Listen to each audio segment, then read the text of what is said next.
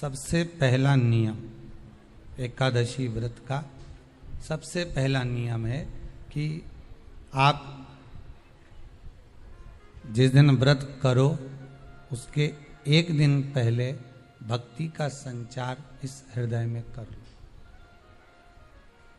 भक्ति का संचार इस हृदय में कर लीजिए। जिस दिन आप व्रत करो, जैसे एकादशी का व्रत कर रहे हो तो दशमी के दिन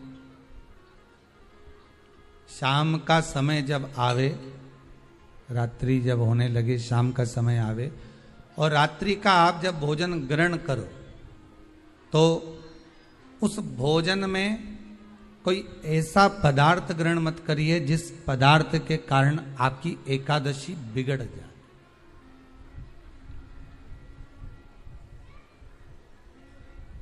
कोई बेकार भोजन हमें ग्रहण नहीं करना, श्रेष्ठ भोजन ग्रहण करिए दशमी के।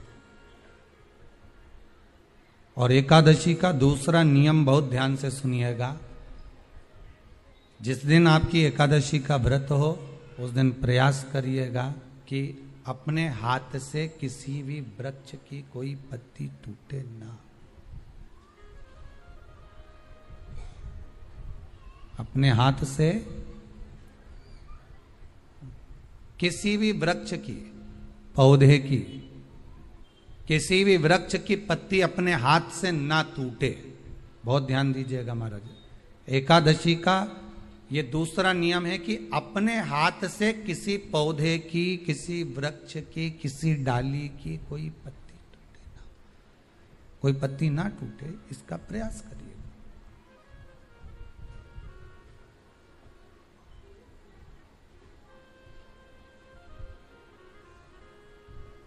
कितना सुंदर व्याख्यान कहा है, कितना सुंदर वर्णन है महाराज कि मात्र एकादशी का व्रत कर लेने पर, मात्र एकादशी का व्रत कर लेने पर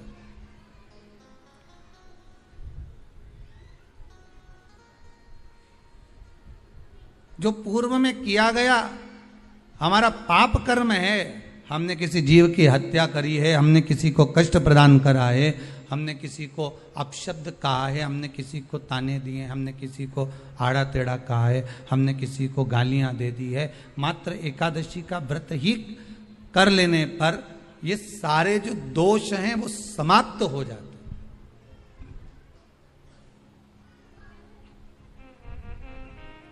सारे दोष हमारे समाप्ति पर आ जाते हैं।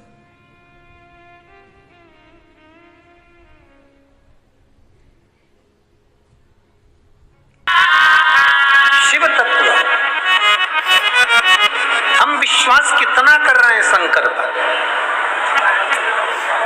उस बच्चे ने अपनी एक लाइन में लिखा, डॉक्टर ने तो मना कर दिया था, 2 दिन दिए थे, सिग्नेचर भी, हस्ताक्षर भी करा लिए थे, गारंटी नहीं है।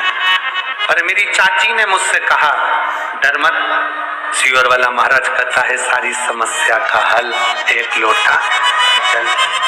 बस कहीं से सीहोर का रुद्राक्ष मिल जाए और वो रुद्राक्ष अगर मिल जाए तो समझ ले कि सब हो गया।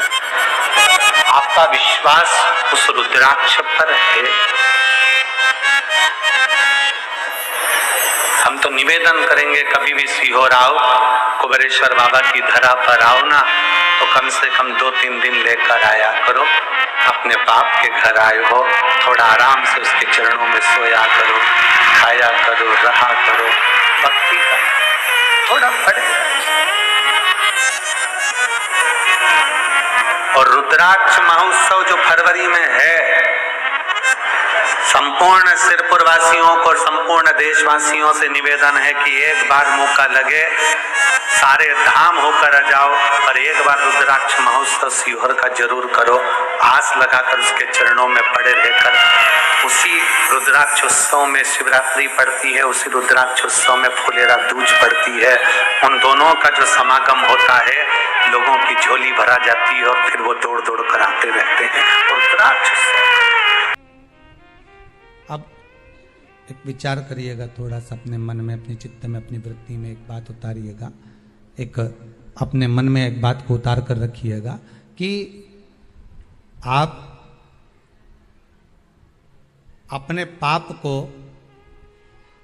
अपने पाप कर्म को जिस दिन छिन्न करने वाले हो, समाप्त करने वाले हो, अपने पाप को आप जिस दिन समाप्ति पर लेकर जा रहे हो, तो उसके एक दिन पहले आपको प्रसन्नता होना चाहिए कि नहीं होना चाहिए कि कल मेरा पाप कटने वाला है, कल मेरा पाप समाप्त होने वाला है। जो मैंने पाप कर्म करा है वो समाप्त होगा, जो मैंने पाप कर्म करा है वो कल समाप्त हो जाएगा। तो एक दिन पहले आपके चेहरे पर प्रसन्नता हो कि ना हो।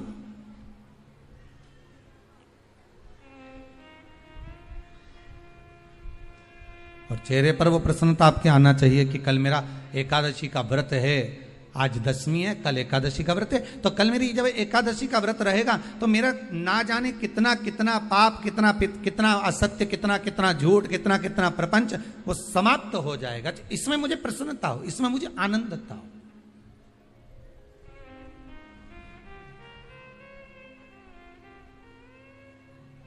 तो क्या कहा गया कि प्रयास करिएगा कि एकादशी के दिन कोई वृक्ष की, कोई डाली की, कोई कोपल की कोई पत्ती ना तोड़ी जाए।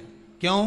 तो कहा अगर उस पत्ती को हम तोड़ देते हैं, वृक्ष की पत्ती को या क्यारे में लगी हुई कोई डाली की पत्ती को हम तोड़ देते हैं, तो एकादशी का पुण्य फल प्राप्त नहीं होता, एकादशी का कोई फल हमारे खाते में नहीं जाता, पुण्य फल प्राप्त। अब फिर भले तुम चाहे तुमने मोरधन खाया हो, चाहे तुमने फिर चिप्स खाई हो, चाहे तुमने फिर व्रत का कितना ही सामान खा गए हो और तुमने सोचा कि आज मेरी एकादशी है, तो फिर उसका कोई फल प्राप्त नहीं है, उसका कोई सुख प्राप्त नहीं है आपको, फिर उसका कोई आनंद प्राप्त नहीं है आपको, फिर उसमें कोई आनंद की अनुभूति आपको नहीं मिल रही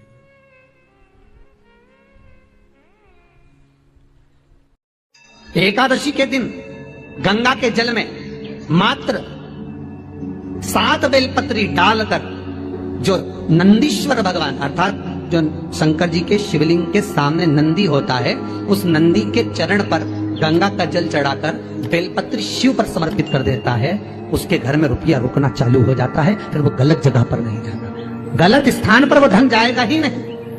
बेटा अगर व्यसन में पड़ा हुआ है, मदिरा पान में पड़ा हुआ है, मांसाहार में, जुए आदि में जा रहा है, तुम्हें लग रहा है कि मेरा बेटा गलत मार्ग पर जा रहा है, ये मित्र दोस्ती गलत हो रही है, वो सही जगह पर आ जाए। करना है।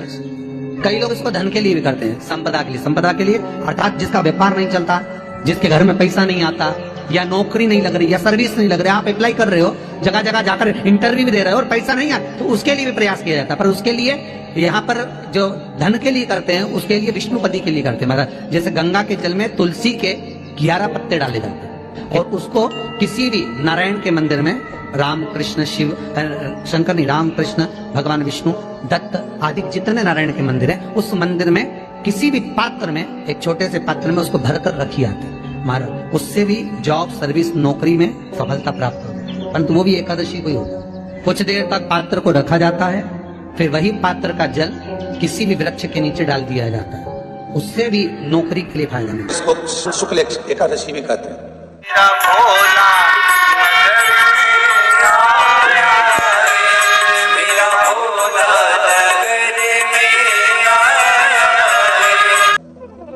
और कहते हैं ये सती माता ने यही एकादशी के दिन से जो व्रत साधना करना प्रारंभ करी थी, वो सुख देने वाली थी। निवेदन है आपसे भी,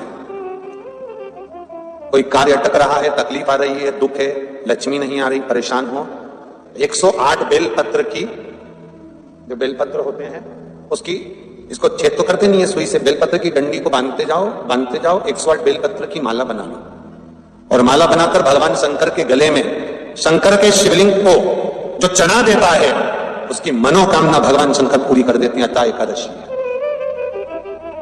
108 बेलपत्र की माला बनाकर शंकर भगवान को समर्पित करी जाती है। माता लक्ष्मी ने भगवान विष्णु को पाने के लिए तुलसी की माला बनाकर समर्पित करी थी, जैसे सती ने शिव को पाने के लिए कामना को। पंच बेलपत्र, पंच पुष्प, पंच दुर्वा और पंच पात्र जल,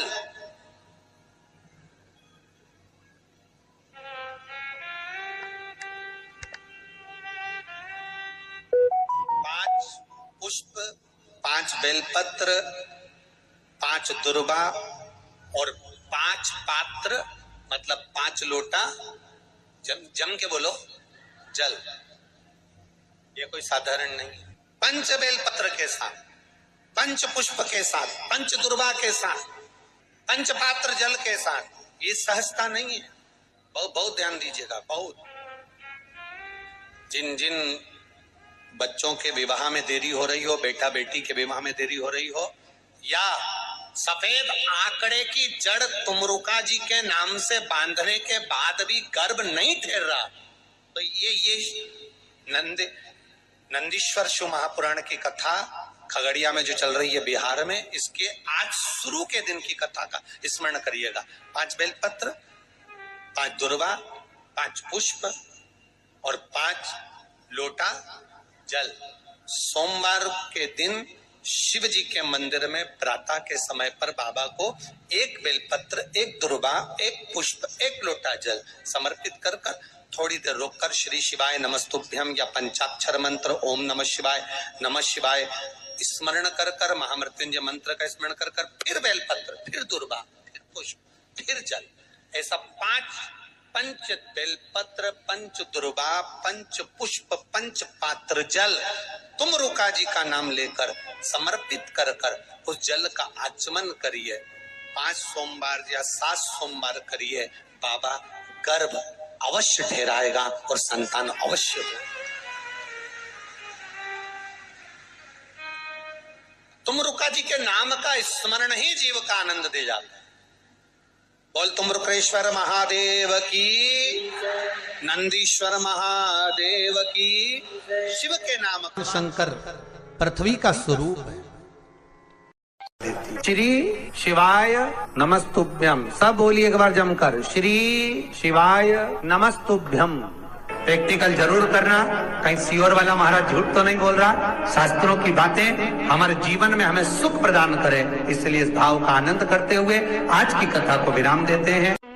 बस एक बार उससे कहना और दिल से कहना, बाबा बस इतनी सी बात है, वो सियोर वाला महाराज बोला है और हम तो कुछ जानते नहीं, पूजन ना अर्चना कुछ भी नहीं जानते, बस हम तो इतना जानते हैं कि तुम शिवलिंग में शंकर बसाए, त्रिलोकी का नाथ है। और एक शिवलिंग के अंदर केवल अकेला शंकर नहीं है, जहां पर गोल धारी पर शिवलिंग रखा हुआ है वो जगदम्बा पार्वती का हस्त कमल है। जहां पर से पानी नीचे गिर रहा है उसका राइट भाग में गणेश और लेफ्ट भाग में कार्तिकेय हैं। बीच में शिवलिंग के सामने जो मोटी सी लाइन है वो शंकर भगवान की छोटी लड़की अशोक सुंदरी है। शंकर भगवान के ऊपर जलाधारी में से जो बूंद बूंद पानी गिर रहा है वो साधारण नहीं, शंकर भगवान की 5 लड़कियां जया, विषहरा, शामरी बारी, दोतली और देव है। शंकर भगवान के 13 की 13 बच्चे एक ही शिवलिंग में विराजमान है। और जहां पर शिवलिंग ऊपर की ओर रखा हुआ है वहां पर 33 कोटि देवता विराजमान है। जहां से शंकर का पानी चढ़ा हुआ निकल कर जाता है